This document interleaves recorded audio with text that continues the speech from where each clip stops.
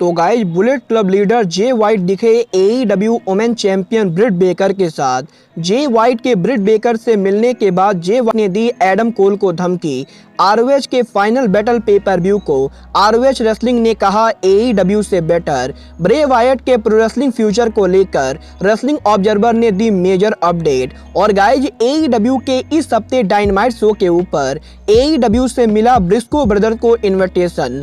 नमस्कार दोस्तों, मेरा नाम है रॉकी और आप देख रहे हैं एलीट एफएन मेनिया। और गाइज इस वीडियो के अंदर हम एईडब्ल्यू के बहुत से मेजर अपडेट पर बात करेंगे। तो गाइज अगर आपने अब तक इस वीडियो को लाइक नहीं किया है तो गाइज वीडियो को लाइक कर देना। बट गाइज चलिए अब बिना किसी देरी के शुरू करते हैं इस वीडियो को।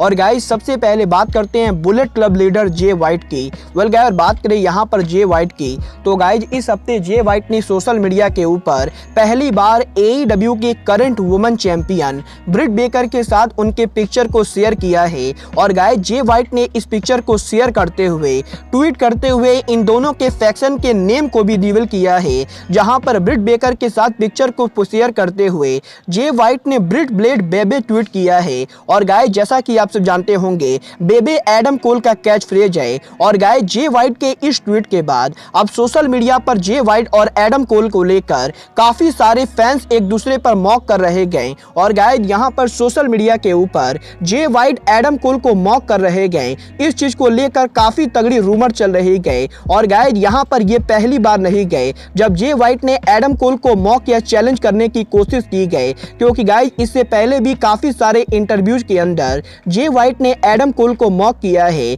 और गाइस इस बार तो जे वाइट ने एडम कोल के गर्लफ्रेंड के साथ पिक्चर को शेयर करते हुए एडम कोल को मॉक करने की कोशिश की गई। वेल गाइस देखना काफी ज्यादा दिलचस्प होगा कि एडम कोल के एईडब्ल्यू को ज्वाइन करने के बाद और एईडब्ल्यू एनजेपीडब्ल्यू पार्टनरशिप के बाद क्या इन दोनों कंपनीज के इन दोनों बड़े सुपरस्टार्स के बीच में क्रॉस प्रमोशन मैच होता है या नहीं। बट गाइस चलिए अब आगे बढ़ते और बात करते हैं अपने अगले अपडेट की।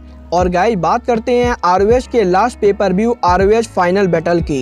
वेल गाइस बात करें यहाँ पर आरओएच फाइनल बैटल की तो गाइस जैसा कि आपने ROH final battle end of an era pay per view देखा होगा तो गाइस आपने उस पेपर व्यू पर एईडब्ल्यू इंपैक्ट रेसलिंग और एनजेपीडब्ल्यू इन तीनों कंपनीज के रेसलर्स को देखा होगा। और गाइस उसके साथ साथ उस पेपर व्यू के ऊपर ब्रॉन स्ट्रोमैन डब्ल्यूडब्ल्यूई के बाहर पहली बार किसी नेशनल कंपनी के ऊपर अपीयर हुए। और गाइस यहाँ पर मुझे भी पर्सनली लगता है कि पिछले 3 से 4 सालों के अंदर आरओएच का final battle pay per view ROH company का अब तक का बेस्ट पेपर व्यू था।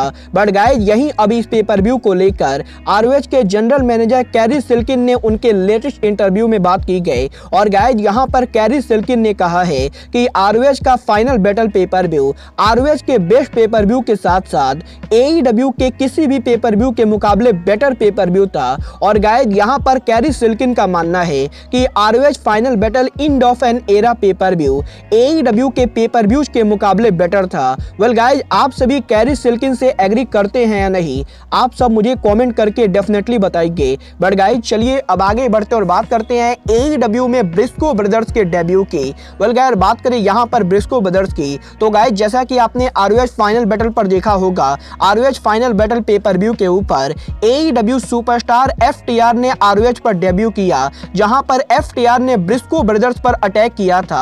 और गाइस इन दोनों के राइवलरी के स्टार्ट होने के बाद अब यहीं ब्रिस्को ब्रदर्स को एईडब्ल्यू में आने को लेकर डायरेक्ट इनविटेशन मिल चुका है। और गाइस एफटीआर मेंबर डेक्स हार्डवुड ने उनके लेटेस्ट इंटरव्यू के अंदर ब्रिस्को ब्रदर्स को डायनामाइट पर इनवाइट किया है, जहां पर डेक्स हार्डवुड ने कहा है कि डेक्स हार्डवुड ने एईडब्ल्यू और टोनी खान से बात की गई। और गाइस यहां पर डेक्स हार्डवुड ब्रिस्को ब्रदर्स को इनविटेशन देना चाहते गए कि वो एईडब्ल्यू में आकर एफटीआर को फेस करे, क्योंकि एफटीआर ने ब्रिस्कोस के होम प्रमोशन आरओएच पर जाके ब्रिस्कोस की पिटाई की गई। और गाइस अब एफटीआर देखना चाहते गए कि ब्रिस्कोस एफटीआर के होम प्रमोशन पर आकर क्या कर पाते गए। और गाइस यहां पर एफटीआर ने कहा है कि अगर ब्रिस्कोस के अंदर दम है तो वो इस हफ्ते डायनामाइट के ऊपर FTR को चैलेंज कर सकते गए। वेल गाइस, यहाँ पर FTR ने तो बिल्कुल क्लियर कर दिया है कि वो ब्रिस्को ब्रदर्स को AEW पर देखना चाहते गए। बट गाइस, चलिए अब आगे बढ़ते हैं और बात करते हैं फॉर्मर WWE यूनिवर्सल चैंपियन